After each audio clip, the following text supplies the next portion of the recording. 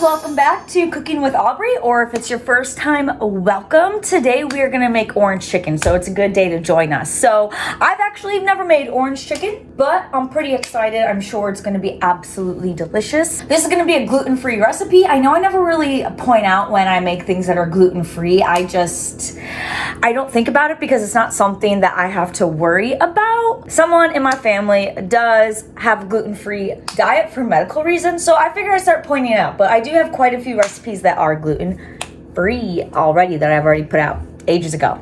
Ages.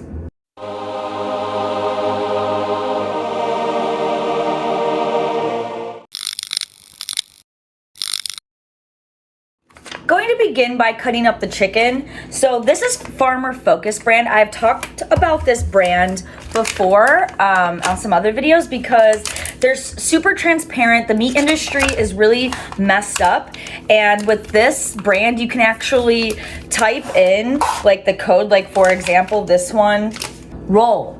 I go and I put in roll. You know what? Let's find out. I'm gonna go figure out where this chicken's from, guys. So the chicken that I'm gonna be eating today is from West Virginia with Charles Funkhauser on his family farm. Looks like a very kind older gentleman. He used to like fly planes and stuff, you know? And he's in like the rolling hills of West Virginia, and he feels like he's on top of the world. And you know, I'm not gonna lie, that sounds pretty nice right now, Charles. I wanna feel like I'm on top of the world. Pretty short, so I often feel like I'm not. You know what I mean? So anyway, so we're gonna dice this chicken up into small pieces. This is chicken breast here. I got the thin sliced, so that way I didn't have to cut it in half because I'm pretty lazy. But if you just get the regular chicken breast, then go ahead and cut it in half lengthwise first, so that way when you cut it, it's smaller pieces, so when we fry it up, it fries up quickly. And I'm going to put it in this bowl here with the paper towels because I want all that excess moisture to be absorbed before we fry it and batter it. I'm going to toss it in a little bit of rice flour. So we're just cutting up this chicken ahead of time, then we're gonna make the sauce, and then we're gonna make the batter and fry everything up and put it all together, guys. So I'm just cutting it into pieces like this. So just like 1-inch squares is good. The chicken's all cut up. I have it all kind of layered in between. I have a layer of paper towels in between the chicken because I really want all of this to be, all the moisture to be absorbed from the chicken. So that way when we get ready to fry it, it's dry and it doesn't have like all the chicken juice on it. You know what I'm saying? I'm just gonna put this in the fridge in the meantime. Next, we are going to cut up or mince up the ginger and the garlic. And to peel the ginger, you just use a spoon. Now, I'm not gonna use all this ginger. This is a monster ginger. I don't even know why I grabbed this whole thing at the store. You know what? Funny enough, this was like twice as big at the store and I like broke it in half. I don't know why I just didn't do that because this is all like I really need, but whatevs. Anyway, so you just peel with it. I got my eyeball. You just peel with a spoon like this, because if you use a vegetable peeler, it will take too much off because the skin is so thin. I'm just gonna peel this and then mince it up in my food processor because that's way faster. Otherwise, if you don't have a food processor, you can mince it up by hand, but I'm too lazy for that life. I bought a food processor for a freaking reason. The ginger and the garlic is going to be for the sauce. So the sauce, what we're gonna do is we're going to cook up the ginger and the garlic a little bit first. We're gonna add in some fresh orange juice, some orange zest, some red pepper flakes, rice wine vinegar, a little bit of liquid aminos, which is very similar to soy sauce. So you can use soy sauce instead if you'd like.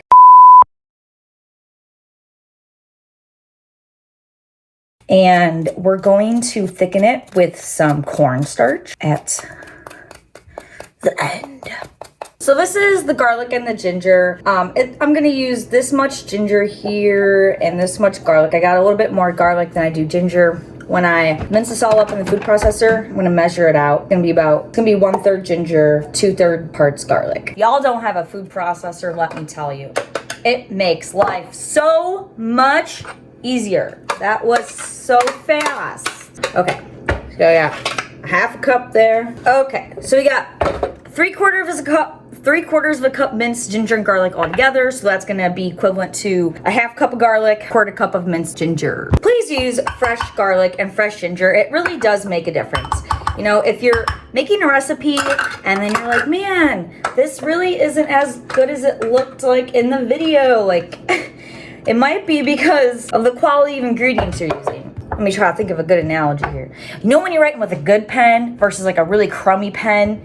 You know what I'm talking about. There's a difference, right? Same with food. When you use better quality ingredients, you get better quality food. So please don't use the jarred or the canned ginger or garlic. Please use fresh ginger and garlic, please. It's very much appreciated. I will love you forever for it. For the sauce, we're also going to use the Zest of One Orange. What I'm using here is called a microplane. I'll link it in the description below. I use this microplane in a lot of my videos. I prefer microplanes over box graters for the most part. For the sauce, we're gonna use orange juice, but I don't feel like squeezing a whole bunch of oranges, so I just have some freshly squeezed orange juice from Fresh Thyme. I prefer, like they juice this at the store, so I prefer this over like Tropicana and stuff, because even though it says like not from concentrate, that's totally not true. And if you do your research, you'll find out it's all lies. All the labels are lies. Corporations suck for the most, not all, but most. Don't come at me. Anyway, but yeah, freshly squeezed orange juice, and I've got the pan preheating so we can start cooking up our ginger and garlic. So I'm just gonna use a little bit of toasted sesame oil to put in the pan. It's not necessary. If you don't have this on hand, it's not gonna make a huge difference. You can go ahead and use like olive oil or vegetable oil, whatever. And go ahead and add in the ginger and garlic. The pan was preheating on medium-low heat. We're just gonna cook this a little bit here. Wow, this is a lot of ginger and garlic. I don't need this much. Shit, we're gonna take some of this out, y'all. Hang on. I only need like half of this. I don't know what I was thinking. I was on crack, y'all. Just kidding. Crack kills. Okay, so like half of what we started with. This is exactly it. We're gonna pretend like that never happened. The ginger and garlic have been cooking for about 3 minutes, and now I'm just gonna add in a teaspoon of red pepper flakes. Let that go for a moment. Now we're gonna go ahead and add in the orange juice. So we're gonna do 3.5 cups of orange juice. We're gonna go ahead and add in that orange zest. And we're gonna do some rice vinegar. And I'm gonna start with a tablespoon and then go from there. And I'm also going to add in some liquid aminos, which again is like soy sauce. We'll do 3 tablespoons of soy sauce. The taste of this sauce is pretty good, so I'm just gonna keep it like this. I'm not going to adjust the measurements. Once this comes to a boil, we are going to thicken it with some cornstarch. To thicken the sauce, we're gonna use cornstarch. So I'm going to measure out a tablespoon of cornstarch. Actually, let's go 2 tablespoons. I don't want the sauce to be super thick. You know how usually when you get sauces from like a Chinese place, like when you order stuff, like it's like really thick and gloopy. I don't like that. So I'm not gonna make it thick and gloopy. But if you want it thick and gloopy, just add more cornstarch. That's all. We're gonna add some cold orange juice. You wanna make sure it's cold when you are making this. We're making what's called a slurry. So I'm gonna do 3 tablespoons of orange juice. You wanna mix it up. You wanna make sure there are no clumps in this. And then we're going to whisk it into the sauce that we have going on the stove when it's at a boil right now. And as you're doing this, you want to make sure you're whisking at the same time as you're slowly pouring the slurry in, so that way there's no clumps. Because if you don't do that, you're gonna have a clumpy sauce. No one wants a clumpy sauce. All right, so we got our slurry and it's boiling. Whisk, whisk, whisk, whisk. Oh, splash in my face, man. We might need to add more cornstarch. That's okay. You can always add more, but you can't take out. Don't forget that. Don't ever forget that. You can always add more, but you can't take out. It's starting to come back to a boil. This is not as thick as I want it to be, so I'm gonna add more of that. So what I'm gonna do is I'm gonna double it. I'm gonna do another 2 tablespoons of cornstarch. Nice. We're gonna add in that slurry again. I think this would be good. Oh yeah. Oh yeah, that was good. That was perfect. Oh yes, look at that sauce. If this is making you crave orange chicken, then please like, comment, subscribe to my cooking channel. It's greatly appreciated. I love the comments. I love reading your comments. It makes my day, except when someone makes a mean comment. I don't understand why it's necessary to make a mean comment. So this is the exact consistency I want. I'm gonna add a little bit of salt now that I'm done adding all the ingredients. I'm gonna add in a teaspoon of salt and a half teaspoon, so 1.5 teaspoons all together. All right, the sauce is perfect now. We're gonna go ahead and I'm turning off the heat on this pan, and I'm just gonna set this to the side, and we'll be able to mix it with our chicken after we're done frying it. Okay, so now we're gonna make our tempura batter. Oh, you guys like my bling here? I'm like really obsessed with this new barrette that I got. Anyway, so for tempura batter, it has to be like kept cold, like really, really cold, like the whole time. So the reason why is because when you fry up the chicken, tempura batter, really, really ice cold, is going to not absorb that oil. So it's not all greasy, you know? So first what we need to do is measure out the dry ingredients and sift it. So I just have a bowl here. I got a big enough bowl where I'm gonna be able to mix all the ingredients together. So I'm going to use white rice flour. This is not your typical all-purpose AP flour. So 1/2 of the rice flour. And then we're going to do a half cup. I said 1/2. That's a half cup. I don't know if I said that out loud or not, or just in my head. But a half cup of that rice flour, a half cup of cornstarch. I wanted to use potato starch, but I went to a couple stores and I couldn't find any potato. It's fine. It's tempura batter. It's not a big deal. A half cup of cornstarch.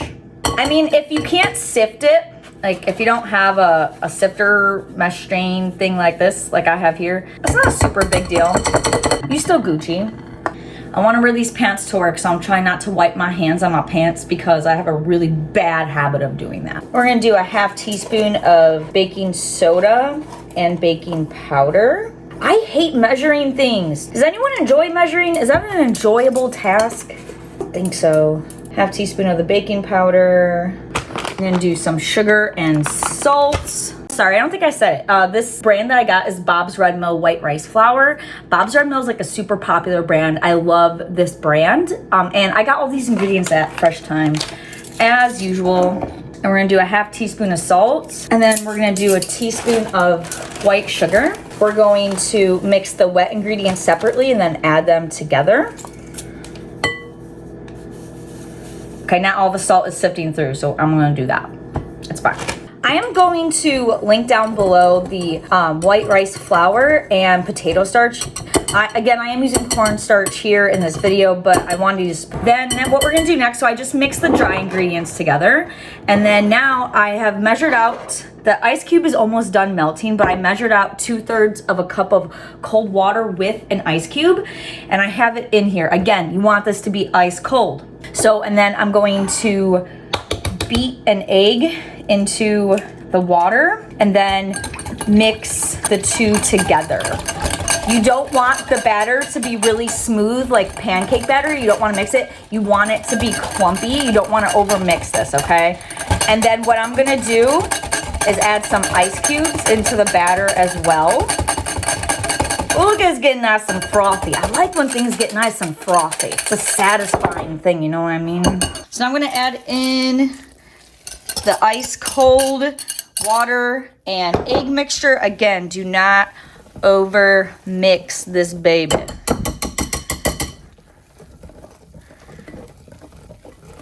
Okay, I'm gonna stop it right there.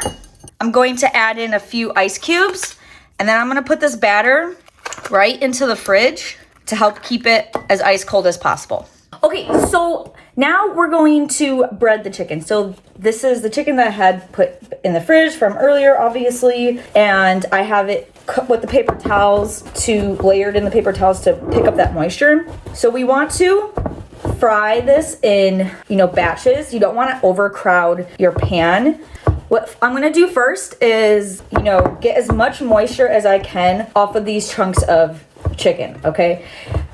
You can use just a regular kitchen towel too if you don't use paper towels. Normally I would, but again, I'm a lazy person and I gotta do laundry, so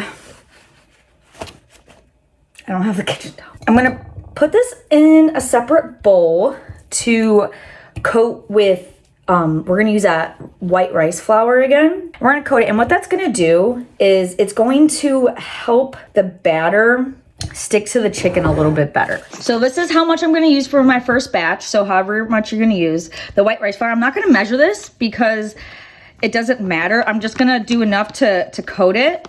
And then the excess is gonna stay in the bowl anyway, so it's okay. And then I'm also gonna add like a sprinkle of salt. That's probably like 1/4 teaspoon. I'm just gonna give it a good little mix here. This is really satisfying. I don't know why, but I love it. So this is the chicken that we just coated. I'm not gonna dump it into this bowl. This is gonna be a separate bowl that I'm going to mix in with the tempura batter. The reason I'm not dumping it right in there is because all of the excess flour will go in the bowl, and I don't want the excess flour. I just want the chicken. All right, I got the tempura batter here. I'm gonna give it a little stir, and you gotta work quickly, and then I'm immediately gonna put it into the pan to fry up. So this is all gonna be kind of quick. So I'm just giving it a little mix. I'm gonna pour it a little more in here. Okay, that should be good. Give this a mix. Oh, need a little more. All right. And now I'm gonna just use my hands to put it into the pan because I need to break this all apart. You don't want it frying up in all one big clump. Do not drop it from high up. The oil will come back and splash. So right now I have my heat on my stove is at a number 4. It goes up to number 10, kind of right below the middle heat. We just want to cook this through. I didn't want to put the heat on too high because the chicken needs to cook through, and you just don't want to overcrowd your pot like I was talking about earlier. So I'm actually going to stop it right there. I'm going to go ahead and just break this up, make sure that these are broken apart real quick. I think for the most part they are. Oh wait, this one's a little chunky chunk. Not too shabby. Oh my gosh, guys. It's almost like I know what I'm doing. Watch, something's gonna go wrong because I just said that right now. All right, it's been 5.5 minutes and these babies are done. I just took one out to test to see if it was done, and it is. So now I'm just putting it onto a plate with paper towels to drain off the excess oil, and then I'm going to lightly salt these as soon as I'm done taking them out. So that way the salt sticks to the oil, so it sticks to the food a bit better. Guys, this is so good. Look at that. This is not too shabby for my first time making orange chicken, y'all. I mean, I didn't doubt myself, but I sure did impress myself. So now I've got the chicken after it drained with the oil and a little bit of salt. Now I'm gonna add sauce and toss it. And honestly, I just ate like 3 pieces of this chicken without the sauce. It is delish without the sauce still. So now I'm just gonna toss this in the sauce. Baby, we are done. Look at that. OMG. Yes. I am excited to try this. I put some sesame seeds and green onion on top. Obviously, you don't have to do that, but I recommend it. It does add a little nice flavor to it. This is really, really good. It does need a bit more salt. So when I put the recipe in the description, I'm gonna add more salt in the recipe. But other than that, the chicken is very tender. It has a nice light coating. It's not a super thick coating of breading. And the sauce is delicious. It's perfect. Just a hint of heat in the back of your throat from the red pepper flakes. But it's like so perfect. You don't have to add those if you don't want spice like whatsoever. But it's very, very mild. This is dangerous. I hope y'all enjoyed this. Thank you for joining me today, guys. You are amazing. I love you. I truly, truly do. You'll never, never know how much I really love you. And you have an amazing rest of your day. And I will see you next time.